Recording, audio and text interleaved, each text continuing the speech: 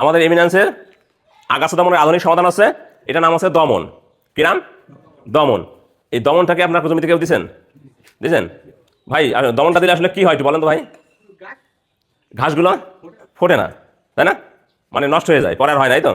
তো যাই হোক, এই দমনটা আমরা কখন দেবো এবং কিভাবে দেবো এটাও কিন্তু আমাদের একটু জানা দরকার আছে কিনা। যদি সঠিকভাবে প্রয়োগ না করতে পারি তাহলে কি কাজটা আমরা ভালো পাবো না। তাহলে আমরা প্রথমে যে আসি, দমনটা আমরা 33% 1 বিঘা জমিতে কতটুকু ব্যবহার করব? এখানে কি 33% বিঘা? এখানে যাও, আমরা 33% জমিতে দমন ব্যবহার করবো 50 গ্রাম। কতটুকু? 50 গ্রাম। এটা আমরা কিন্তু স্প্রে দেবো, মেশিন দিয়ে স্প্রে দেবো।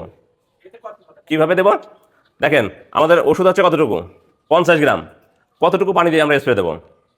2 থেকে 3 গ্রাম পানি দিয়ে 1 বিঘা জমি স্প্রে করা যাবে না? কারণ এটা হচ্ছে ঘাসটা ফুটে গেলে দিতে হয়। কখন? 7 দিন পরের থেকে, রোপণ করার 7 দিন পরের থেকে 20 দিন 25 দিন পর্যন্ত, মানে ঘাসটা যতক্ষণ পর্যন্ত ছোট আছে দিতে পারবেন, সমস্যা নাই। এই 2-3 ইঞ্চি হয়ে গেছে সেটাও দিতে পারবেন, এটা তো মানে ঘাসটা নষ্ট হয়ে যাবে। তাহলে আমরা প্রথমে একটা কাজ করবো, 3টা গ্লাস পানি নেবো, 3 গ্লাস।